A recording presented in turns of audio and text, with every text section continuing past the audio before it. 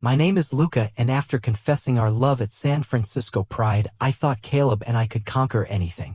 I was wrong. It was July 2025, and the Castro's rainbow glow felt like a distant dream as my dad's voicemail echoed in my head. We need to talk. His voice was ice, cutting through the warmth of Caleb's hand in mine. I was 24, a barista with dreams of my own cafe, but Ohio's shadow loomed large, threatening to pull us apart.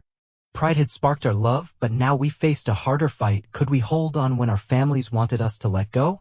We sat in my coffee shop, the air rich with espresso and morning light streaming through the windows. Caleb, 25, his dark curls messy under his cap, scrolled through his phone, his face tense. My parents saw the Pride livestream, he said, his voice low. They're not happy. I nodded, my own phone burning in my pocket with my mom's text, "Don't come home." We both left Ohio's small-town judgment behind, but it was chasing us now. I reached for his hand, our fingers locking. "We're in this together," I said, but doubt gnawed at me. Could we build a life here, or would our pasts win? The shop bell jingled, and a Pride regular, a drag queen named Violet, dropped by, tossing glitter on the counter. "You two are the talk of the Castro," she teased, winking. "Love like that? Hold it tight." Her words lit a spark, but my phone buzzed again, another call from Dad. I ignored it, my heart racing. This wasn't just about us. It was about fighting for a love we'd only just found under the weight of a world that wasn't ready. The Castro buzzed outside, rainbow flags still fluttering from Pride. Caleb and I worked side by side in the coffee shop, steaming milk, joking with customers, but tension simmered beneath our smiles. Every laugh felt fragile, like it could shatter under the weight of our family's disapproval. I caught Caleb's eye as he wiped down a table, his grin soft but strained. "You okay?" I asked, pouring a latte. He shrugged, leaning close. "Just thinking about home. They want me back for a talk." My stomach twisted, his parents sounded too much like mine. We took a break on the shop's patio, the air warm with summer and the faint hum of music from a nearby bar. I told Caleb about my dream, a cafe with art on the walls, a safe space for stories like ours. "You could code from here," I said, half joking. "Build apps, make us famous." He laughed, his hand brushing mine. "I'd rather build a life with you." His words hit hard, but Ohio lingered in my mind, my parents' cold silence, their refusal to see me as I am. A street performer strummed a guitar nearby, the melody weaving through the crowd. Caleb pulled me up, his hands light on my waist. "Dance with me," he said, echoing Pride's spark. We swayed, the Castro wrapping us in its embrace, but my phone vibrated again. "Dad, relentless."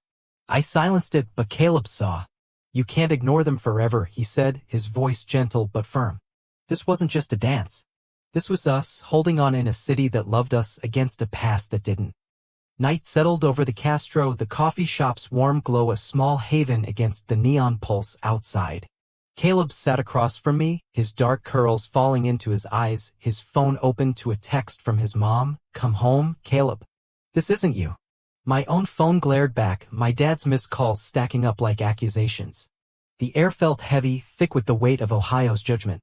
"They think they can fix us," I said, my voice bitter, the word fix tasting like ash.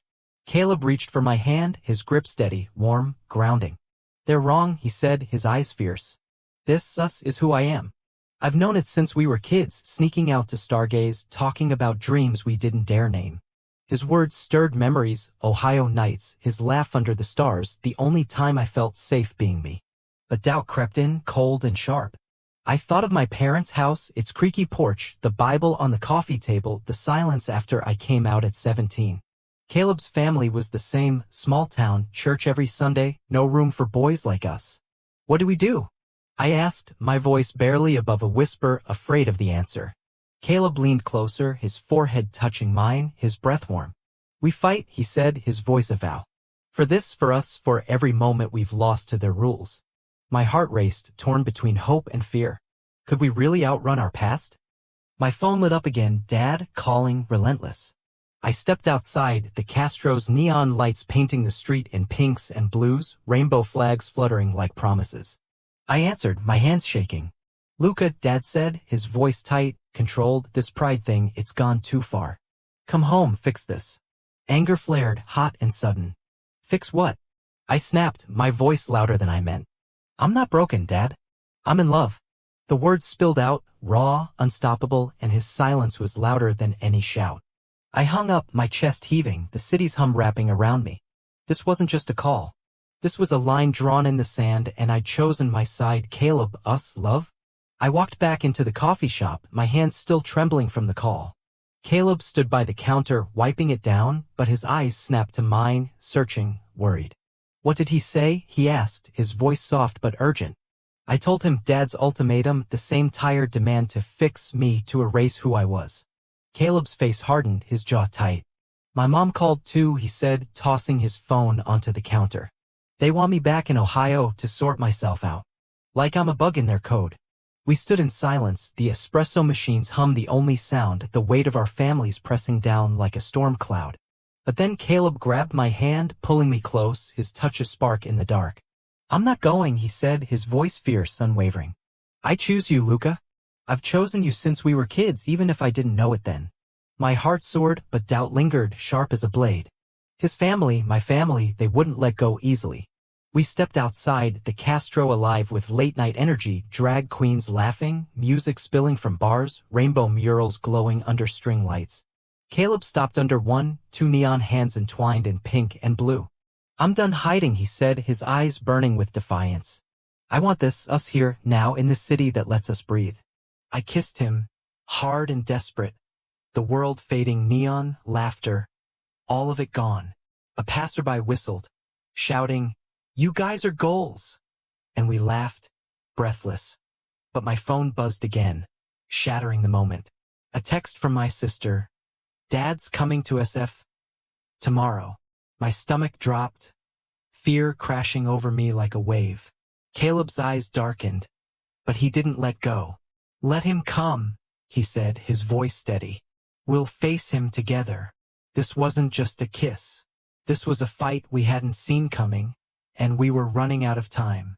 The Castro sparkled under a sunset sky, rainbow flags fluttering like they were cheering us on. But my sister's text, Dad's coming, hung heavy, a storm cloud over our fragile joy.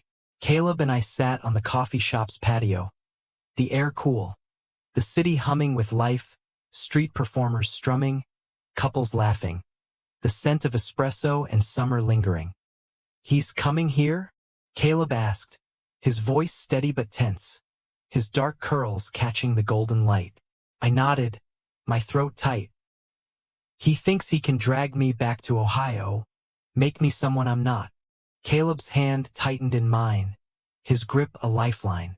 Let him try, he said, his eyes fierce. We're not leaving this city, this life, us.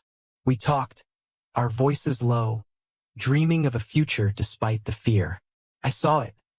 A cafe with my sketches on the walls, a safe space for queer stories, Caleb coding apps to make us thrive. We'll make it, he said, his smile bright, defiant. You pour the coffee, I'll run the numbers. I laughed, but my phone buzzed again. Dad's flight confirmation. Landing tomorrow at noon. Caleb's phone lit up too, his mom's voice sharp in a voicemail. Come home, Caleb, or don't come back at all. The city that loved us felt fragile now, like a rainbow fading in the rain. I leaned into him, his warmth grounding me, but questions swirled. Could San Francisco hold us together when our families were pulling so hard? Caleb pulled me under a rainbow mural, his hands cupping my face. I'm not letting you go, he said, his voice a vow, his eyes burning with love. But my dad's shadow loomed, and Caleb's family wasn't backing down. Tomorrow, everything could change. My name is Luca, and this is our story, a gay love fighting to survive in the heart of the Castro. Will we build a life together, or will Ohio pull us back? If this story broke your heart, hit like, share with someone who needs it, and subscribe for part 3. Comment, should Luca face his dad or run? Help us hit 1,000 subscribers. Your support keeps these stories alive. Chase your pride.